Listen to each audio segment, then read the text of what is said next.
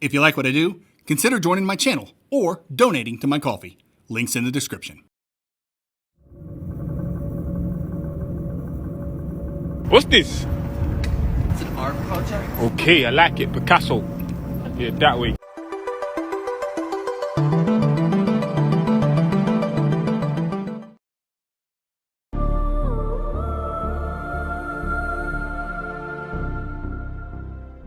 I'm not one for spectacle or one who particularly values high-end graphics when it comes to the games I play.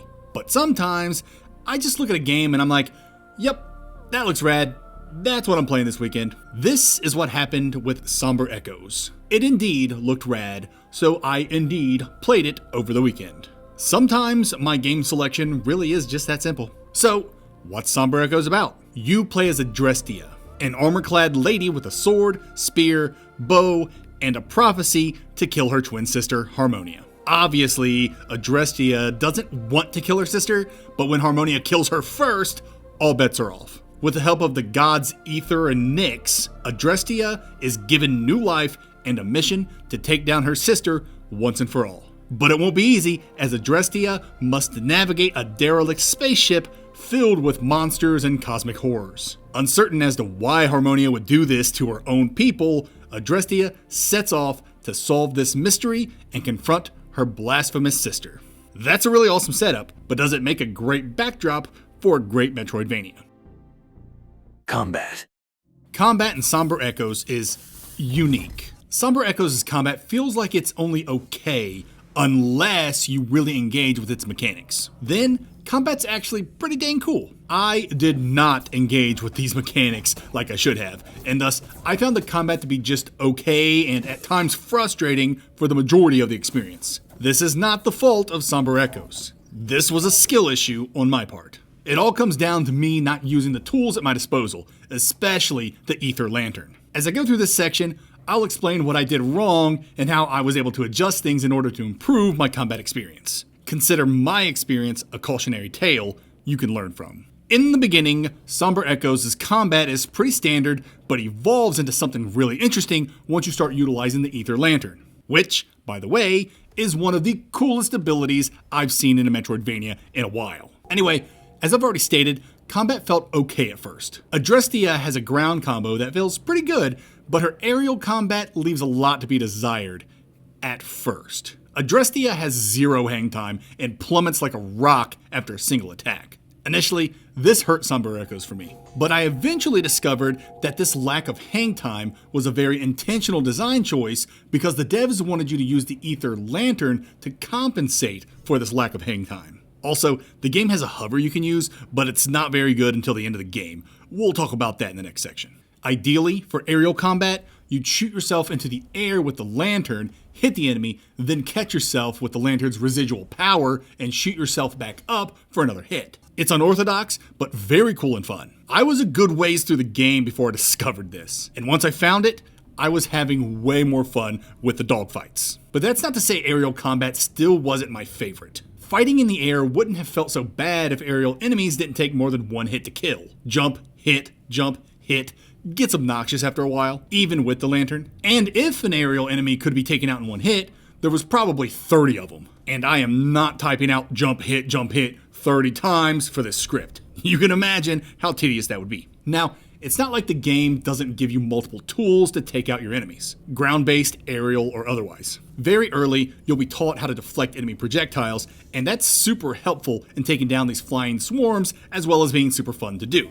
If you have the patience for it, and I didn't. But maybe you do, so I'll let you decide if deflecting projectiles back at multiple enemies is something you like doing. But if you're impatient like me, you can always chuck a spear at them. And if you are anything like me, you'll miss 50% of the time. That's not a slight at Somber Echoes, it's just another one of my many skill issues. I just really wish the game had an auto-aim accessibility option because I sucked so hard with the spear. But even with how bad I was, man was it fun to use and incredibly satisfying when I actually hit something with it. Using it's simple. You hold a button, aim at 360 degrees, then release to impale. It feels good, looks good, and is highly effective. The spear was a definite highlight. Not only does impaling something do an insane amount of damage, but hitting an impaled enemy with another weapon does increased damage. Adrestia will obtain a few other weapons in the course of the adventure. She starts with the sword.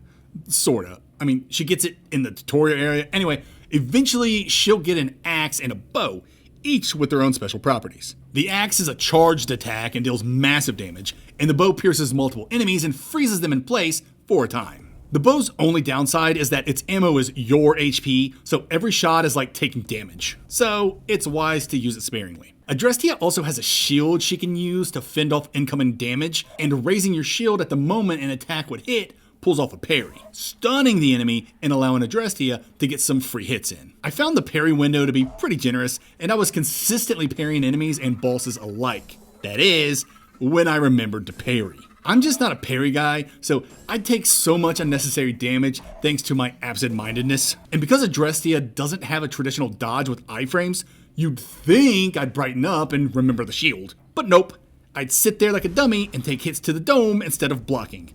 Just like a dummy. Again, skill issue.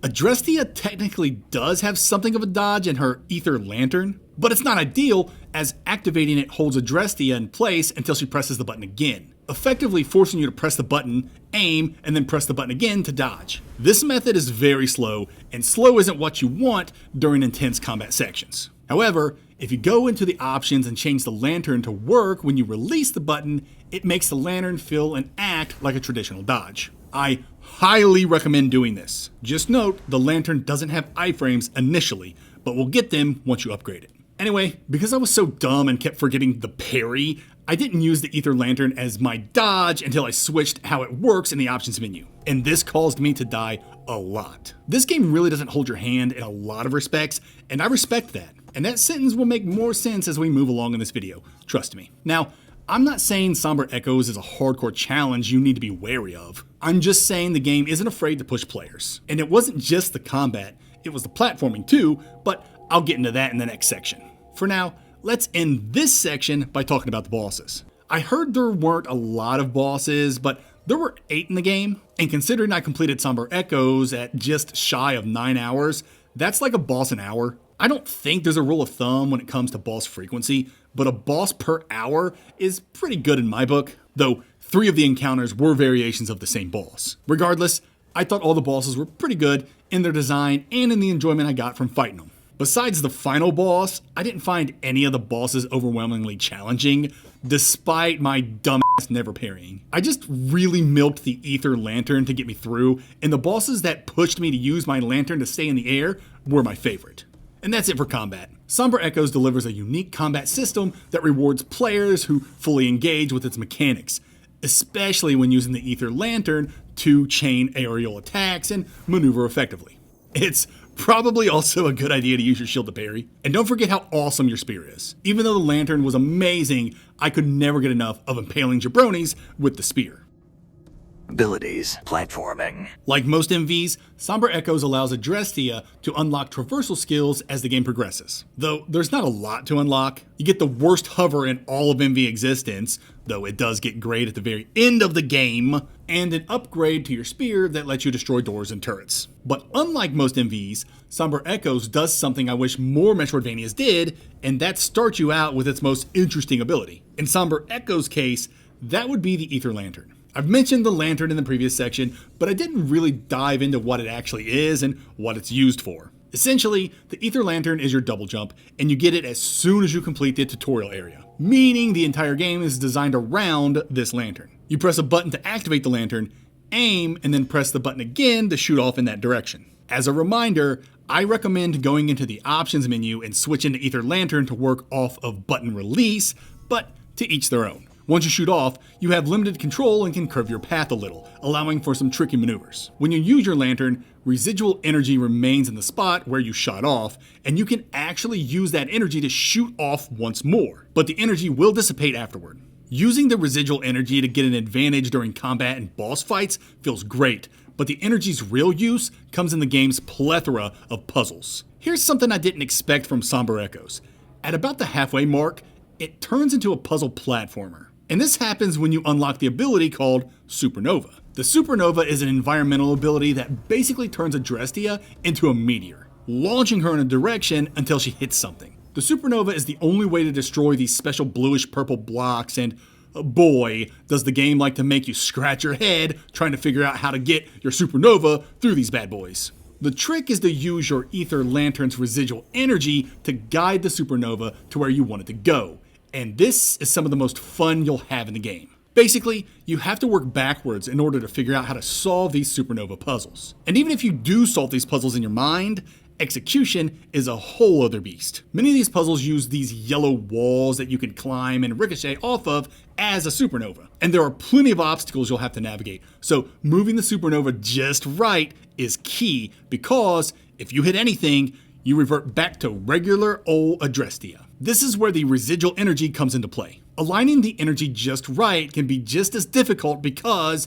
if you touch the ground at any time, the residual energy you've placed disappears, essentially turning these puzzles into a giant game of the floor is lava. And I'll be referring to the floor is lava a lot as we move forward. Anyway, once you get everything aligned just right, man, is it such a rewarding feeling. Using the residual energy to change course mid-flight is so much fun, and seeing your hard work come to fruition when you finally bust through those special blocks is such a great feeling. Besides these supernova puzzles, the bulk of what you'll be doing in Somber Echoes, puzzle-wise, is navigating labyrinthine corridors and unlocking shortcuts by opening locked doors. Platforming-wise, in the moment-to-moment, there's not too much to talk about. Adrestia's air game is so versatile, you'll be zipping all over the place with the ether lantern, which is super fun. But Somber Echoes will put you through the ringer with some of its later sections. Heck, even some of its earlier sections will give you a run for your money. Because the game gives you an unprecedented amount of aerial control,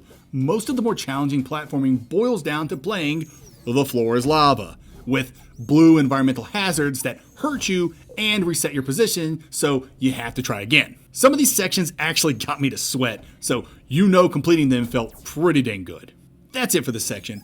Somber Echoes delivers a platforming experience that's both unique and rewarding. The Ether Lantern isn't just a traversal tool, it's the heart of the game's movement and puzzle solving, making every jump, dash, and mid-air adjustment feel purposeful. While the moment-to-moment platforming is solid, it's the intricate supernova puzzles and high-stakes floor is lava sequences that truly shine, pushing both your problem-solving skills and execution to the limit. If you're up for the challenge, mastering these mechanics is an immensely satisfying experience that sets Somber Echoes apart from the usual Metroidvania fare.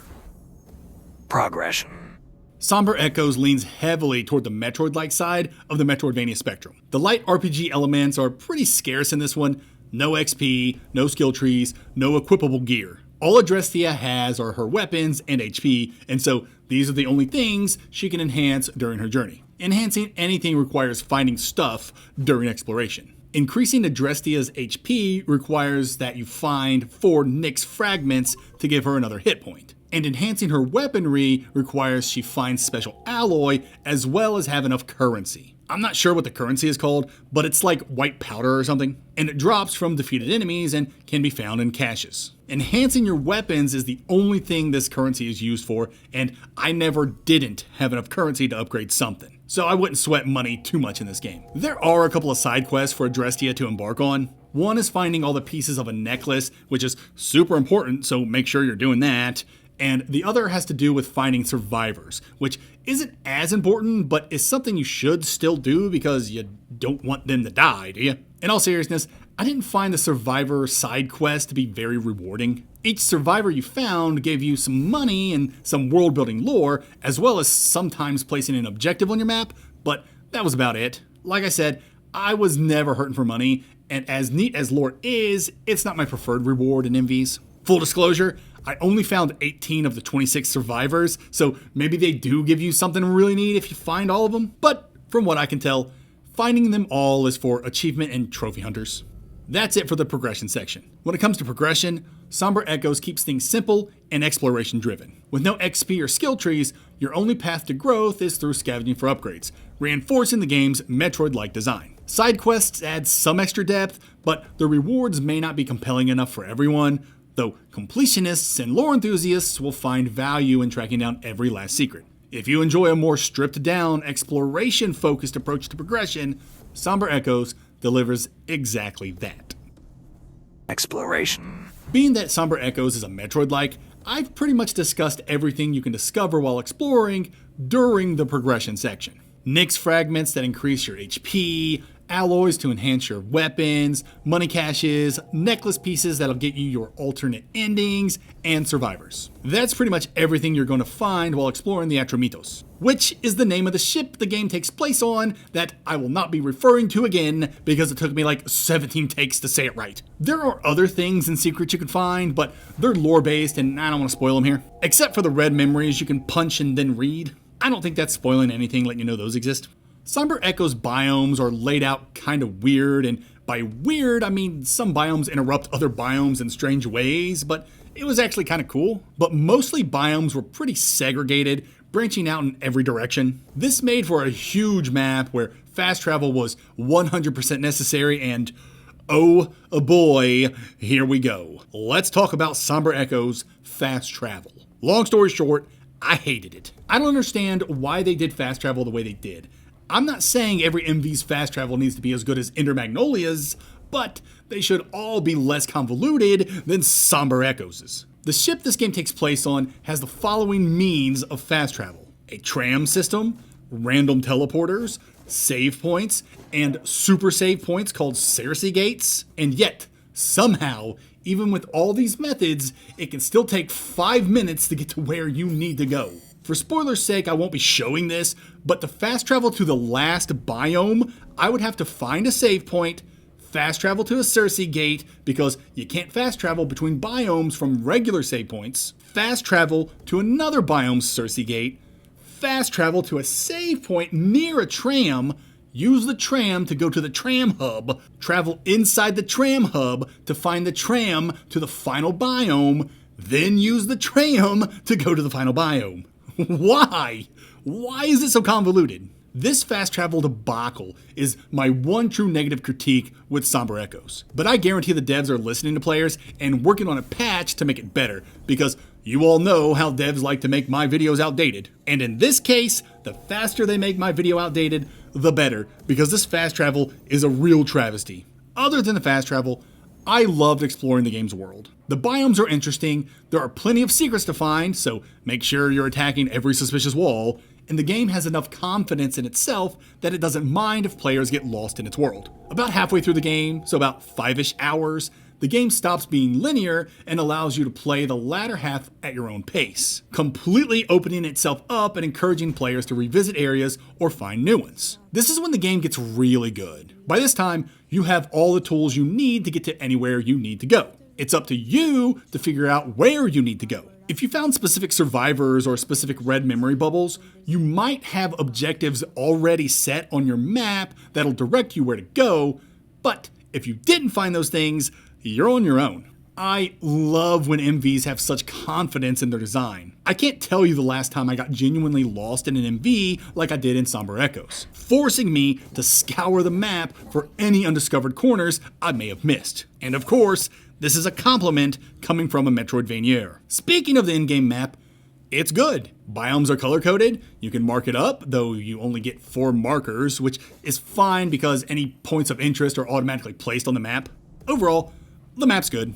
That's it for exploration. Despite its frustrating fast travel system, Somber Echoes nails the joy of exploration with its sprawling, interconnected world and rewarding secrets. While navigating its biomes can sometimes feel overly convoluted, the game's confidence in its design shines through, especially in the latter half when it fully opens up and trusts players to find their own way. Getting lost in a Metroidvania is usually a mark of great level design, not always, but it can be, and Somber Echoes embraces that philosophy wholeheartedly. If you love piecing together a world and uncovering its hidden depths, this game delivers in spades.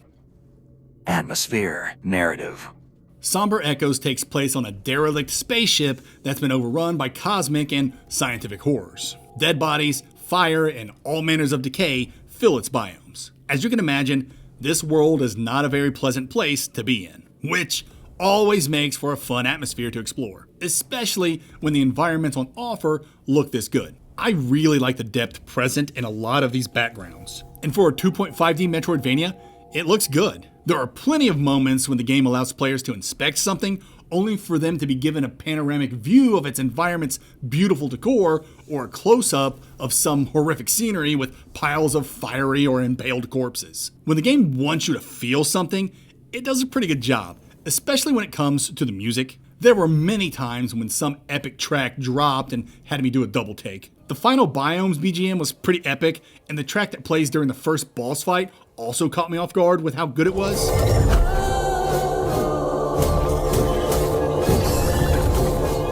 But sweeping epics isn't the game's only trick. The creepy ambiance of the cesspit had me on edge.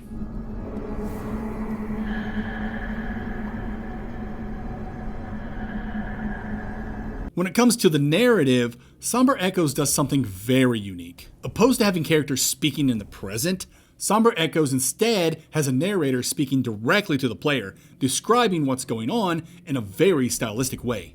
And so it came to be.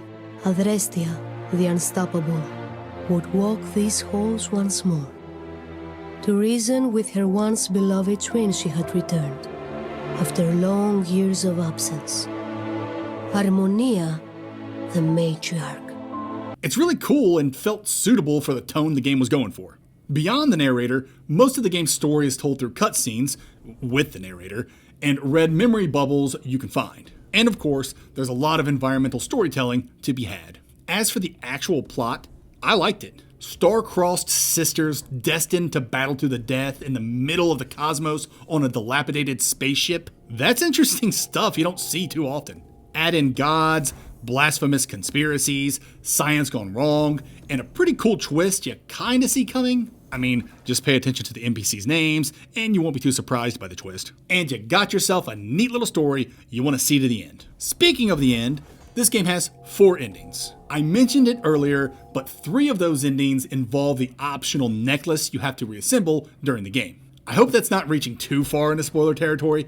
I wanted to bring it up because there's one ending you can lock yourself out of if you complete the necklace before reaching the final boss. So, if you want to see all the endings and get all the achievements in one playthrough, make sure you beat the game before reassembling the necklace. That's it for this section. Somber Echoes crafts an immersive atmosphere, blending cosmic horror with the eerie desolation of a ruined spaceship. Its striking visuals, impressive environments, and unexpectedly excellent soundtrack make for a compelling experience. The game's narrative approach, delivered through an almost poetic, omniscient narrator, sets it apart from traditional storytelling, adding a unique, almost literary feel to its unfolding mysteries. While the plot is engaging with its themes of fate, divine intervention, and scientific hubris, it's the execution that truly stands out. Final thoughts and score.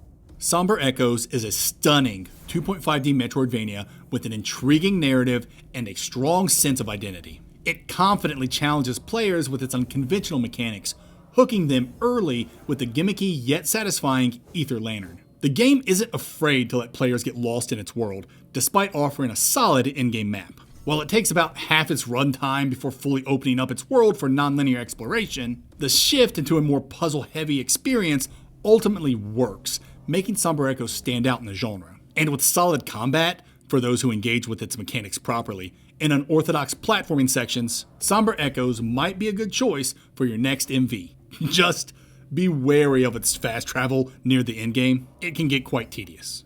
I award Somber Echoes an 8 out of 10. Somber Echoes is currently only on PC. I played Somber Echoes exclusively on the Steam Deck. Though I didn't have any issues playing the game on the deck, I did have to download Wine Tricks to get it to initially work. Then it was just a matter of adjusting the resolution. Because I had to jump through some hoops to get the game started on the Steam Deck, I'm giving Somber Echoes a Steam Deck rating of playable. If you're interested in playing Somber Echoes on the Steam Deck, I'll leave a tutorial on how to use Wine Tricks in the description. Tear placement. Somber Echoes is a good game with some great ideas. Giving players the Ether Lantern right from the start was a fantastic design choice, letting players interact with the world in a unique and engaging way immediately. And the fact that the lantern remains fun to use with evolving applications throughout the game is icing on the Metroidvania cake. Combat is solid, but not groundbreaking. The spear is a highlight, delivering some of the most satisfying moments, but otherwise, the game doesn't tread much new ground outside of its late game aerial combat, which becomes exciting once you have multiple lanterns and a proper hover. Platforming is well executed, featuring some challenging floor is lava sequences that put your platforming skills to the test. But the game's fast travel really puts a damper on things, especially in the late game where it puts a spotlight on the world's overall design weakness. Instead of an interconnected world that loops on itself in unexpected and interesting ways, we have a world that sprawls outward in every direction, creating a large world with biomes that feel more like segregated levels. Moreover, backtracking becomes tedious with an awkward tram system and restrictive fast travel points adding to the frustration, where movement between key areas feels like more of a chore than it should. Somber Echoes fireballs its way into the B tier.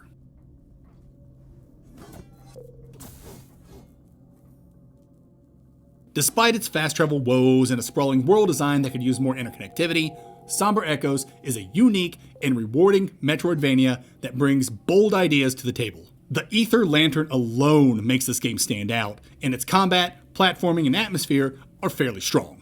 Whether you stick around for its excellent presentation or interesting story, you'll have fun either way.